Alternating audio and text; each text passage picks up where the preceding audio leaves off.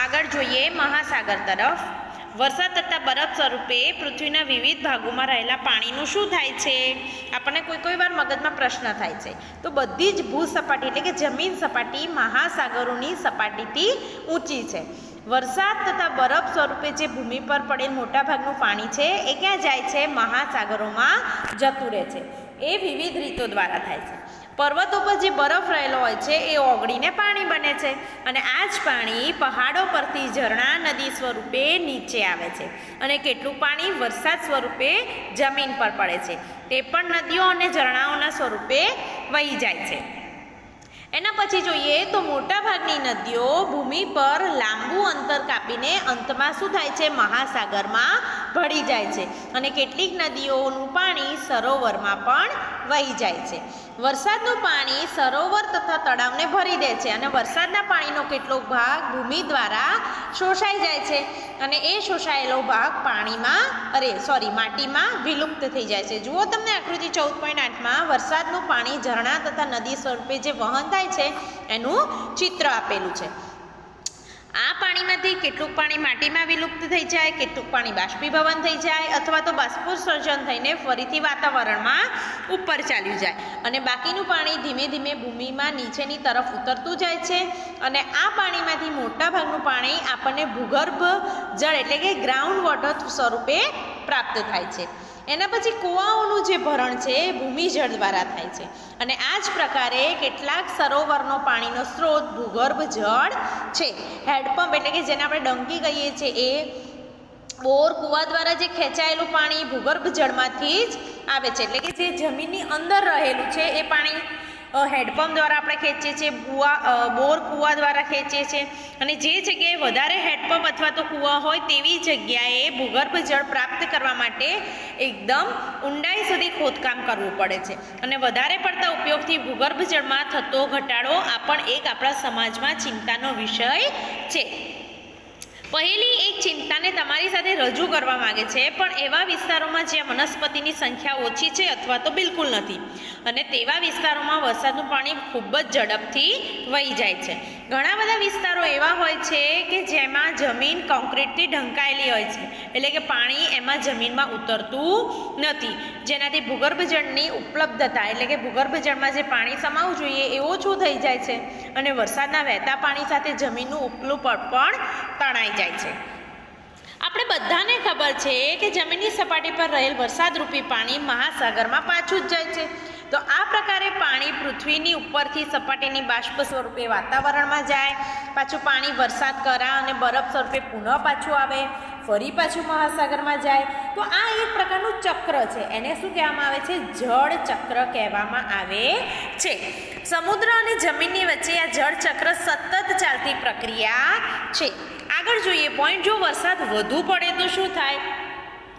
વધુ પડે તો તમને મગજમાં આવે જ કે પૂર આવે, બધા વસ્તુઓ તણાઈ જાય, હે ને? વરસાદનો સમય, અવધિ તથા માત્રા વિવિધ સ્થળોએ જુદી જુદી હોય છે. તમને બધાને ખબર છે કે બધે એક સરખો વરસાદ પડતો નથી. વિશ્વના કેટલાક ભાગોમાં સમગ્ર વર્ષ દરમિયાન વરસાદ પડે છે જ્યારે એવા પણ સ્થાન છે કે જ્યાં વરસાદ કેટલાક દિવસો માટે જ પડે છે. આપણા દેશમાં મુખ્યત્વે વરસાદ ચોમાસામાં પડે છે, બધાને ખબર છે. મુખ્યત્વે ઉનાળાના ગરમ દિવસો પછી વરસાદ આપણને રાહત પહોંચાડે છે. મોટાભાગના પાકની રોપણીનો આધાર પણ શેની ઉપર હોય છે? વરસાદ પર હોય છે અને વરસાદ સારો પડે તો પાક પણ સારો થાય છે. પરંતુ અત્યંતથી વધારે વરસાદ એ પણ ઘણી બધી સમસ્યા ઉત્પન્ન કરે છે. ભારે વરસાદથી નદી, સરોવરો, તળાવના જળ સ્તરો આ બધું વધી જાય છે અને તેવું થવાથી પાણી એક મોટા વિસ્તારમાં ફેલાઈ જાય છે અને પરિણામે પૂર આવે છે. ખેતરો, જંગલો, ગામડા, શહેરોને પાણીમાં ડૂબાડી શકે છે. આપણા દેશમાં પૂરથી પાક, પાલતુ પ્રાણી, વનસ્પતિ, સંપત્તિ, માનવ જીવન આ બધાને ખૂબ જ નુકસાન થાય છે. પૂરના સમયે પાણીમાં રહેવાવાળા સજીવો પણ તણાઈ જાય છે અને જ્યારે પૂરનું પાણી ઓછું થાય ત્યારે ત્યાં રહેવાવાળા જે સજીવો જમીનવાળા ભાગો તરફ ફસાઈને પણ મૃત્યુ પામે છે. એટલે કે વરસાદ જમીન પર રહેવાવાળા સજીવો પર પણ અસર કરે છે. તો આ વાત થઈ વરસાદ વધુ આવે તો. તો હવે આપણે એક પોઈન્ટ જોઈએ, જો લાંબા સમય સુધી વરસાદ ન પડે તો શું થાય? તો કે આપણે કલ્પના પણ એવી નથી કરી શકતા કે કોઈ વિસ્તારમાં તમને 1 વર્ષ સુધી કે વધુ સમય સુધી વરસાદ ન પડે તો આપણે શું થાય? તો કે પાણી પહેલું તો મળે નહીં. બાષ્પોત્સર્જન, બાષ્પીભવન દ્વારા જમીનમાંથી સતત પાણીની ઘટ થાય, કારણ કે વરસાદ સ્વરૂપે પાણી પાછું ન ફરે એટલે કે જમીન પણ સુકાઈ જાય અને પાણીમાં પણ ઘટાડો થઈ જાય. એનાથી શું થાય? દુષ્કાળ આવી શકે છે. દુષ્કાળની પરિસ્થિતિમાં ખોરાક, ચારો આ બધું આપણને મુશ્કેલ પડે મળવું. કદાચ તમે આપણા દેશ કે વિશ્વના કોઈ ભાગ પર પડે દુષ્કાળ વિશે પણ સાંભળ્યું હશે. આવા વિસ્તારોમાં રહેવાવાળા લોકોને કોઈ મુશ્કેલીનો સામનો કરવો પડે છે. આ પરિસ્થિતિમાં વનસ્પતિ પ્રાણીઓને શું થાય? તો કે વનસ્પતિઓ સુકાઈ જાય, પ્રાણીઓને ખાવા ના મળે. માતા પિતા, પડોશી આ બધા સાથે તમારે ચર્ચા કરવાની છે અને આને લગતી વિગત પણ તમારે સમાચાર પત્રમાં વાંચવાની છે. આગળ જોઈએ પોઈન્ટ કે આપણે પાણીને કેવી રીતે સંરક્ષિત કરી શકીએ છીએ, એટલે કે પાણીને કેવી રીતે બચાવી શકીએ. તો પૃથ્વી પર ઉપલબ્ધ પાણીનો માત્ર એક નાનો ભાગ જ વનસ્પતિ, પ્રાણીઓ અને મનુષ્ય માટે વપરાશમાં લેવાય છે. મોટા ભાગનું પાણી મહાસાગરોમાં આવેલું હોય છે, જેને સીધું વાપરી શકાતું નથી કેમ કે મહાસાગરોનું પાણી ખારું હોય છે. જ્યારે ભૂગર્ભ જળનું સ્તર વધારે ઘટી જાય ત્યારે ભૂગર્ભ જળનો વધુ ઉપયોગ આપણે કરી શકતા નથી. પૃથ્વી પર પાણીનો જથ્થો સમાન રહે છે, પરંતુ ઉપયોગ માટે હાજર પાણીનો જથ્થો અત્યંત સીમિત છે અને વધારે વપરાશના કારણે તે ઘટતો જાય છે. પાણીની માંગ પ્રતિદિન વધી રહી છે. વસ્તી વધારા સાથે પાણીનો ઉપયોગ કરનારા લોકોની સંખ્યામાં પણ વધારો થાય છે.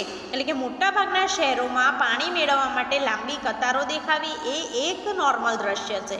ખાવાની વસ્તુઓના ઉત્પાદન અને ઉદ્યોગમાં પણ પાણીના વધારે જથ્થાનો ઉપયોગ થઈ રહ્યો છે.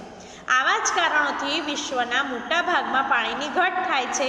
આથી આવશ્યક છે કે પાણીનો આપણે વિવેકપૂર્વક ઉપયોગ કરવો પડે. આપણે પાણીનો બગાડ ન થાય તે ધ્યાન રાખવું પડે, સાવચેતી રાખવી પડે, હે ને. એના પછી આપણે વરસાદી પાણીનો સંગ્રહ કઈ રીતે કરી શકીએ? તો કે વરસાદના પાણીનો સંગ્રહ કરવો તથા તેને સંગ્રહણ કરીને તેને ફરી ઉપયોગ કરવો આ એક સારો ઉપાય છે. આ ઉપાયથી વરસાદના પાણીને એકત્રિત કરવાની વરસાદી પાણીનો સંગ્રહ કહે છે. વરસાદી પાણી સંગ્રહનો મુખ્ય હેતુ એ છે કે પાણી જ્યાં પડે ત્યાં જ એકત્રિત કરી લેવું. વરસાદના પાણીનું શું થાય છે? જે જેવા એવા વિસ્તારમાં પડે છે જ્યાં મોટાભાગે કોન્ક્રીટના રસ્તા અને મકાનો હોય, એટલે કે તે નાળામાં વહી જાય. તો આ પ્રકારે વરસાદના પાણીનો કેટલોક ભાગ વહીને નદી અને સરોવરો સુધી પહોંચે, જે અત્યંત દૂર આવેલું હોય છે. તો પાણી જમીનમાં ન ઉતર્યું હોવાથી આવા પાણીને ઘરોમાં પાછું લાવવા માટે ખૂબ જ પ્રયાસ કરવો પડે. તો વરસાદના પાણીના સંગ્રહ કરવાની આપણને અહીંયા 2 રીત આપી છે કે છત પર વરસાદી પાણીનો સંગ્રહ.